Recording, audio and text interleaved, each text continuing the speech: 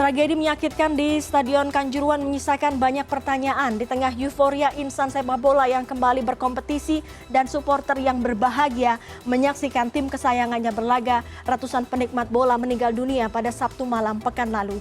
Untuk membedahnya, mengapa kejadian kekerasan ini berulang hingga menimbulkan ratusan korban jiwa? Sudah bersama kami pengamat sepak bola Hardiman Koto melalui sambungan Zoom. Halo, selamat malam Bung Hardiman. Selamat malam, Dea. Ya, Bung Hardiman, kita tahu kejadian ini begitu mengagetkan dan juga membuat kita sangat sedih menimpa sepak bola Indonesia di saat tim nasional kita sedang berada di peak performance. Apa yang Anda petakan dari peristiwa ini secara teknis penyelenggaraan? Yang pasti kejadian di Kanjuruhan ini bukan cuma soal bencana bola, tetapi ini adalah bencana kemanusiaan. Jumlah korban ini luar biasa, 125.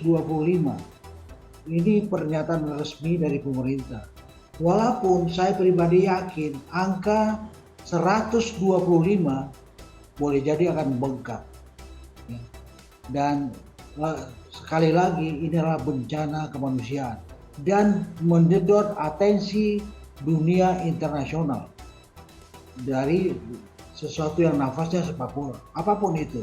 Banyak klub, banyak timnas, bahkan juga FIFA ada 211 negara anggota mereka itu memasang bendera setengah tiang di markas FIFA di Zurich di Swiss. Ini luar biasa. Bung Hardiman, kalau kita melihat peristiwa ini secara teknis, ini kemarin terjadi antara supporter dan juga kepolisian. Saya ingin bertanya, kita tahu bahwa kejadian-kejadian seperti ini ada gas air mata, kemudian ada pendekatan keamanan yang selalu menjadi nomor satu saat big match. Anda melihatnya seperti apa? Pendekatan keamanan yang selalu dipilih oleh penyelenggara saat ada big match. Ini menjadi sesuatu yang menarik yang harus saya garis bawahi. Bagaimana manajemen penyelenggaraan lewat prosesi keamanan. Ini yang mungkin tidak jalan. Saya melihat ini adalah duel Arema melawan Persebaya. Ini high risk match. Duel dengan tensi sangat tinggi. Ini artinya progres pengamanan ini benar-benar harus detail. Dan saya melihat di Indonesia sekarang yang punya FIFA license untuk security officer itu hanya satu. Tetapi Nugroho Setiawan yang punya FIFA license untuk security officer tidak lagi dipakai oleh PSSI. Artinya apa? Artinya soal pengamanan tidak ada orang yang benar-benar sahih, tidak ada orang-orang yang benar-benar mumpuni dalam pengelolaan manajemen keamanan dalam suatu partai, dalam suatu pertandingan. Apalagi untuk pertandingan dengan tensi yang sangat tinggi seperti Arema melawan Persebaya. Jadi kalau kemudian bagaimana pendekatan keamanan tidak begitu bagus sampai terjadi pelepasan gas air mata yang boleh jadi ini menjadi sentral. Kenapa kemudian lebih dari 100 nyawa hilang sia-sia? Karena apa? Karena pendekatan keamanan yang tidak begitu bagus. Saya tidak mau mengatakan tidak jalan, tapi tidak begitu bagus. Artinya tidak begitu bagus, ini berlangsung dari dulu sampai sekarang. Apakah Anda sepakat dengan itu? Karena kejadian ini tidak hanya di tahun 2022, bahkan di saat Liga 20 atau 15 tahun yang lalu juga terjadi seperti ini. Dan dia tadi sudah menjelaskan ada daftar panjang bagaimana rusuh di sepak bola domestik dalam kompetisi di Liga Indonesia sudah dia jelaskan kan. Dan klimaksnya memang adalah tragedi Sabtu malam 1 Oktober 2022 di Kanjuruhan. Ini klimaks dan ini dasar. Makanya saya bilang ini adalah bencana kemanusiaan yang terhebat di era milenial ini. Sampai kemudian kita tahu banyak pelatih-pelatih top dunia menyatakan keprihatinannya.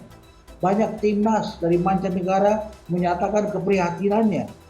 banyak kompetisi terkenal top 5 league di Eropa melakukan upacara mengheningkan cipta, menyatakan bahwa empati mereka ini luar biasa. Sampai FIFA juga lewat presidennya Infantino juga menyatakan inilah hari yang paling kelam dalam sepak bola, dan itu terjadi di Malang, di Surabaya, ketika sepak bola sudah keluar dengan sesuatu yang benar-benar membuat kita miris. Kejadian yang sangat tragis, ada ratusan orang meninggal dunia, dan faktanya Indonesia juga akan menjadi tuan rumah event-event olahraga internasional. Salah satunya adalah Piala Dunia Under-20 di 2023. Anda melihatnya seperti apa? Apakah ini sangat memengaruhi posisi Indonesia ketika nanti menyelenggarakan event Piala Dunia? Dan kita juga sedang bidding untuk Piala Asia. Ya, saya tidak berharap ada kejadian yang membuat kita kecewa. Kecewa sangat parah kalau kemudian kita statusnya sebagai host untuk Piala Dunia Under-20 tahun depan. Dan saya juga tidak melihat bagaimana kans kita untuk juga muncul sebagai tuan rumah untuk kejuaraan Piala Asia juga tahun depan. Ya. Kalau kemudian kita dikenakan sanksi oleh FIFA. Kejadian adalah Sabtu dan Minggu ketika FIFA kantornya itu libur.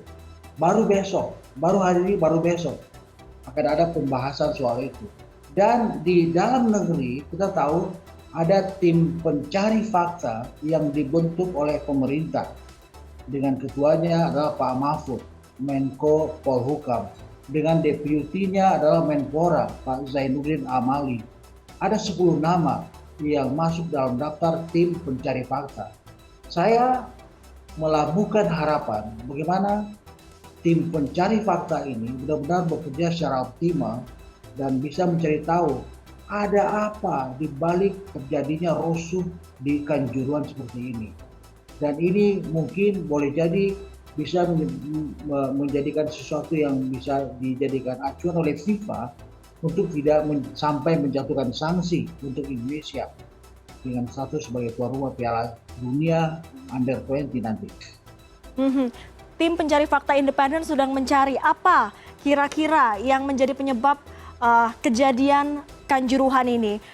Tapi saya akan berbicara soal yang menarik juga diperbincangkan, Bung Hardiman, ya ini ada di media sosial soal jam tayang atau jam kick off yang dinilai terlalu malam. Anda adalah wartawan olahraga senior, kalau Anda melihat dari tahun ke tahun penyelenggaraan laga termasuk dalam konteks ini adalah konteks jam tayang seperti apa? Apakah memang di malam hari memang ada beberapa hal yang harus dipertimbangkan ketika kick off di malam hari? Itu dia, memang ada sederhana hal yang harus menjadi bahan pertimbangan. Saya tidak masalah kalau duelnya berlangsung malam hari. Tetapi sepanjang itu dikawal dengan manajemen pertandingan yang detail, dengan security officer yang detail. Dalam regulasi FIFA soal security officer ada yang namanya safety in the stadia, ada yang namanya safety outside of stadia. Kalau ini tidak jalan, ini berabe, bahaya ini.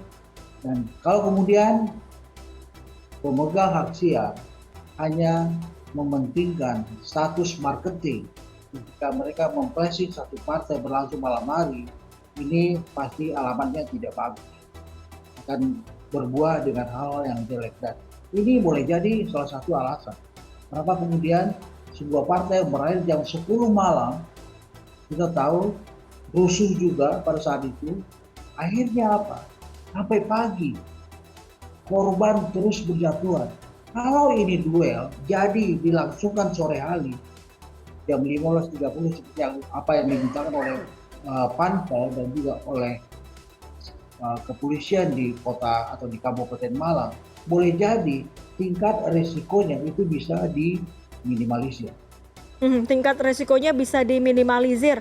Artinya Anda optimistis tidak dengan tim independen yang dibentuk oleh Menko Polhukam untuk bisa menganalisis kemudian juga menyelidiki kasus ini, apalagi kalau saya mendengarkan statement-statement Anda ini lebih pada bagaimana SOP keamanan ketika bermain ketika mengamankan laga big match?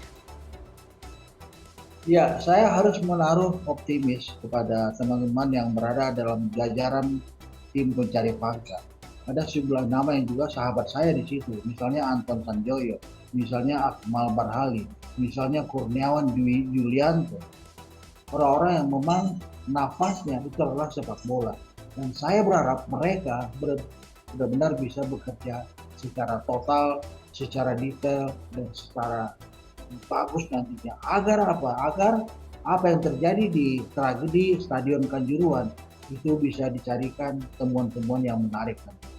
Kita akan tunggu bagaimana penyelidikan yang dilakukan oleh tim bentukan dari Menko Polhukam. Ada hal lain yang juga mungkin kita lupa, Bung Hardiman, ya ini soal efek jangka pendek dan juga menengahnya jika kompetisi Liga 1 tetap ditunda. Karena memang seperti arahan Pak Presiden, Liga 1 ditunda dulu sampai ada analisis dan juga penyelidikan yang lebih jelas soal penyebab kasus ini. Anda melihatnya bagaimana dengan efek tim-tim lain yang apalagi sedang di peak performance saat ini? Saya pikir pasti ada pengaruh tentu ya. Misalnya sebutlah Borneo FC, Samarinda, dan juga Madura United yang sekarang berada di puncak klasemen, dan tim-tim yang mengikut yang menempel secara ketat itu ada Persija, ada Persita Tangerang. Ini memang pasti menyodorkan efek untuk sebuah hal yang tidak jelas atau untuk sesuatu yang belum jelas, karena kita tahu kompetisi ini dihentikan, Liga 1 maksud saya, sampai waktu yang tidak ditentukan. Walaupun Ketum PSSI meminta 1 minggu dihentikan, tetapi saya melihat memang hentikan saja kompetisi sampai ada penjelasan yang resmi dari FIFA nantinya. FIFA mengambil keputusan, boleh jadi berangkat dari sodoran temuan-temuan dari tim pencari fakta. Nggak apa-apa, mau terhenti sebulan, mau terhenti 2 bulan. Kalau sepak bola kita benar-benar bisa dijalankan dengan baik dan benar. Karena peristiwa seperti ini sepertinya terulang terus ya, Bung Hardiman? Ya, selalu terulang, selalu terjadi, selalu ada air mata, selalu ada kuburan dalam pentas sepak bola kita. Padahal sepak bola itu adalah hiburan, bukan kuburan. Sedih saya. Baik. Sepak bola adalah hiburan, bukan kuburan. Itu yang disampaikan oleh pengamat sepak bola Hardiman Koto yang sudah bergabung bersama kami di Sports Corner malam hari ini. Terima kasih Bung Hardiman, sehat selalu Bung Hardiman. Terima kasih Dea.